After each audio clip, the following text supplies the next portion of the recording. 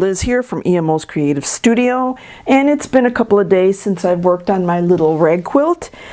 In the meantime, since it's been a couple of days, I've been doing some thinking. First of all, I've extended my first row as my test row from 6 blocks to, I believe, 7. 1, 2, 3, 4, 5, 6, 7.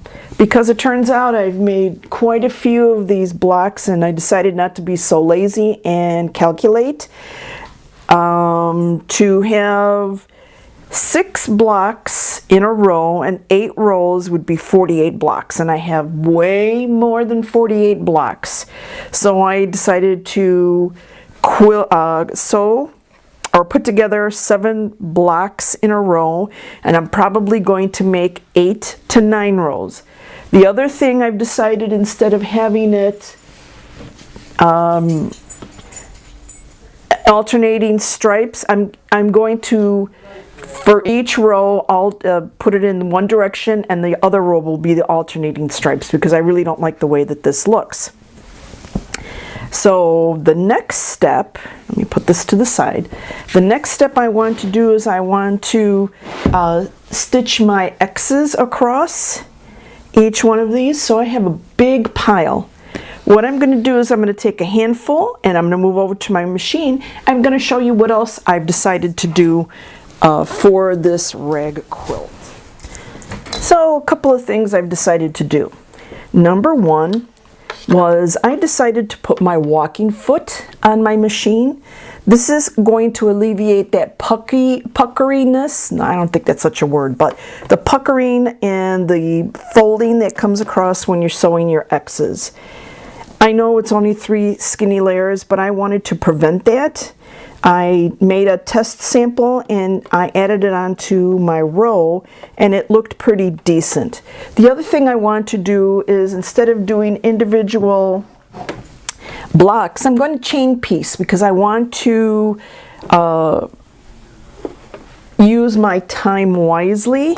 Gosh, I need another table right here, so that I can chain piece effectively. Because I have the walking foot on my machine, I can't get this machine to do the 1500 stitches per minute like it's supposed to, but I still can get it to go faster. Let me chain piece a couple of squares so that you can see what it looks like. So here we go.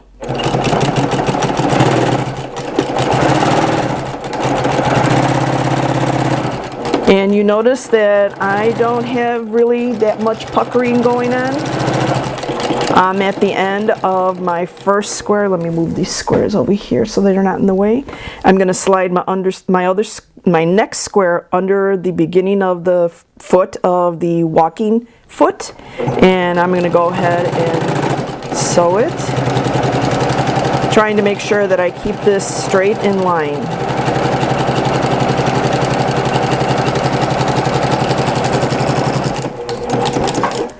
Let me take another square. I'm going to go ahead and chain that as well.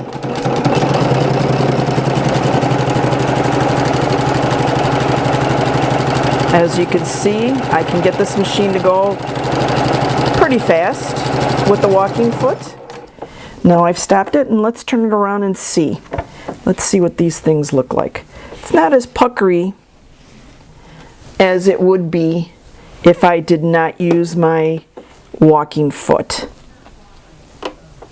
So you can see, this is called chain piecing, when you just put piece after piece after piece and don't cut your threads. It's a great thread saver. Let me do one more while I'm on camera, and then I'm going to continue doing these off camera, so I'm not wasting or using up time.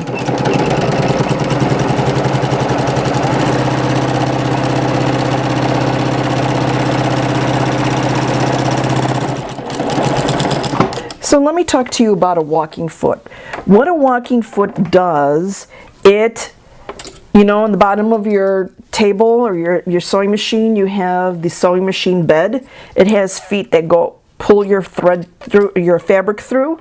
So what a walking foot does, it also has the mechanism to pull your fabric top and bottom at the same time so that they're both going through evenly to avoid all that puckering and folding of fabric. Really is a wonderful, wonderful tool that has been invented for the sewing machines. Another thing that I wanted to show you while I still have you online or on the video is, I don't know if you noticed this, but I have a number listed right here. What I've done is I've made my own numbers using fusible interfacing with muslin and then those iron-on numbers. This helps me to line up my rows so that I sew them correctly in order. All right, let me go off camera and chain sew some more of these lovely 10-inch squares. Well, let me tell you what happened. In machine sewing and getting all excited that I can get this machine to go fast, what happened was that my thread broke, as you can see here, so I had to stop. So this is my pile of chain piecing that I have right now. I'm going to have to start a second pile of chain piecing. So the moral of the story is not to go so fast so that my thread doesn't break. All right, I'm going to continue chain piecing and I'll come back to you in a bit. Oh, wait! And another wonderful thing that happened once I ran out of the top thread is that I ran out of bobbin thread. So what I like to do when I'm making bigger projects is I like to wind 4 or 5 bobbins. I have 5 bobbins wound. I just finished through 1 bobbin and now I have 4 left. So hopefully I'll be able to finish most of this project without having to wind any more bobbins. All right, back to sewing I go. And here we are yet again with another problem because of my heavy lead foot. I wasn't paying attention and I broke that thread yet one more time. And I got a whole bunch of thread pieces in the back of this particular block. So I'm going to have to pull this all out, but that's okay. That's my penance for having a lead foot. So I just wanted to show you. Like I said, you'll see my frustrations and happiness of whatever journey we're taking. Okay. Back to sewing. Well, I'm finally done with the last square of the first leg of my X, and I believe I have about 42 of these squares, and it took me about 15-20 minutes, including having to rip out the threading on this one and redo it. So let me cut all of the chain piecing and then turn these things around to complete my X. Hopefully it'll take another 15 minutes, but I'll keep you up to date. Okay, so I've cut all of my chain piecing, and thank you, Queen of Quilting up in the heavens. I only found one that has a fold over, so of course I'm going to have to rip it apart. Oh, and it also has another type of error. I'm going to have to pull out the threads and redo it, and then I'll be able to finish putting the X on these blocks. One thing to keep in mind when you're cutting the chain piecing, cutting the blocks apart, make sure you put them all in the same direction, not so much the print, but the same direction of your sewing so that you can pick it off the pile and just stick it into your machine to continue with your chain piecing or chain sewing. All right, let me fix this one, and okay, so I've cut all of my chain piecing, and thank you, Queen of Quilting up in the heavens. I only found one that has a fold over, so of course I'm going to have to rip it apart. Oh, and it also has another type of error. I'm going to have to pull out the threads and redo it, and then I'll be able to finish putting the X on these blocks. One thing to keep in mind when you're cutting the chain piecing, cutting the blocks apart, make sure you put them all in the same direction, not so much the print, but the same direction of your sewing so that you can pick it off the pile and just stick it into your machine to continue with your chain piecing or chain sewing. All right, let me fix this one and we'll come right back. I'm now ready to start sewing the second leg of the X. Make sure that you have both pieces down on your machine so that you don't get that bent up like I did with the first leg. And You find your groove, which I did, and for me personally, I have a smaller pile of blocks on my lap so that all I do is just pick up, put through, pick up, put through. So let me sew a few so that you can see what I'm talking about. Here we go. As you can see, I still have my hands on either side of the stitching line. And again, I don't necessarily have to draw a line to make sure that I'm drawing a straight line. I've been doing this for such a long time. Let's get this going. Making sure that I don't have the lead foot going. Keeping my hands on either side.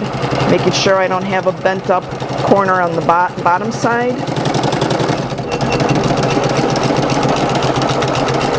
Controlling my foot. Willing myself not to go fast because I want to hurry up and get this done because I still have the solids to make an X with.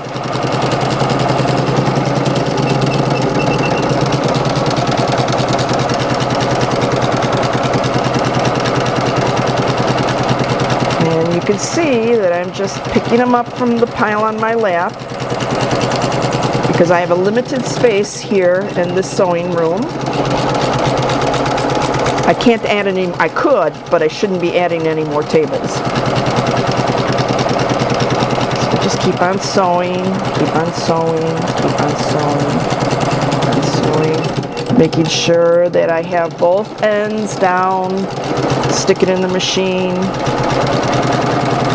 This is one of those that I pulled out threads from earlier. So you'll see the sewing line on it.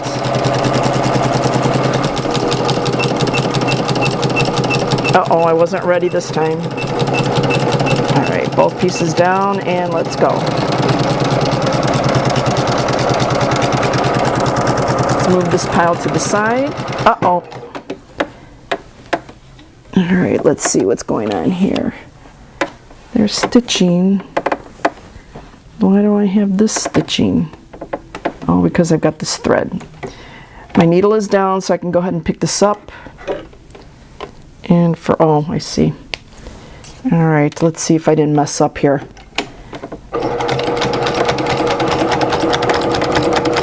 Yeah, something messed up here. All right, so you can see in real time that I had something with my thread. It came out of where it was supposed to be in the needle. I'm gonna have to go back to see how many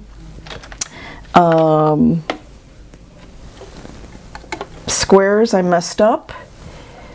Yes, this machine has a threader. It threads itself, but I still have difficulty threading this machine, so I just thread it on my own. Again,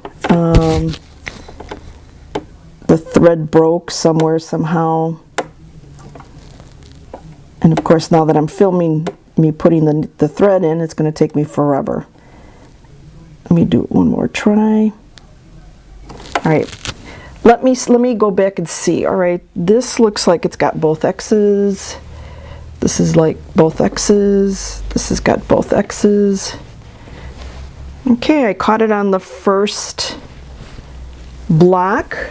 So let me go off camera so I can thread this lovely machine. And I'll come right back. Okay, we're back in business. So let me just finish this little pile that I have on my leg here. And while we're sewing, can you just imagine back in the 1700s when they started doing this? These ladies would sit there and do these quilting things by hand. I'd go nuts. I don't have the patience for that.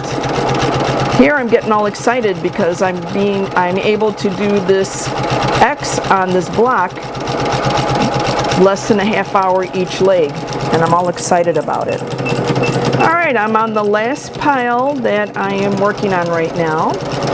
I'm going to go off camera and finish the pile that I have, and I'll come back and show you what my blocks look like.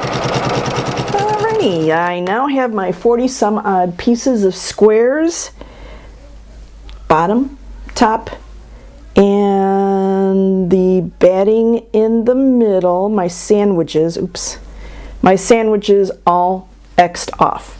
So now I get to do this pile and sandwich in my 3 pieces on my solids. So let me go ahead and do this, and I'll come back and see you in a few minutes. And here's my pile now that I'm ready to cut it apart so I can sew the second leg of the X. Okay, here I go. And here we are, finally done sewing these 2 piles print solid of 10-inch square blocks. My back hurts from hunched over the machine, but I have to look to see, maybe I need to invest in a new chair, but oh well. These are my piles. They're ready to be sewn together. 7 blocks together and 8 or 9 rows down. I'm done for today. Hope you enjoyed this tutorial. My name is Liz. We are at EMO's Creative Studio. Like, subscribe, comment below, share with your friends. Until the next time, happy sewing, happy quilting. Take care. Bye.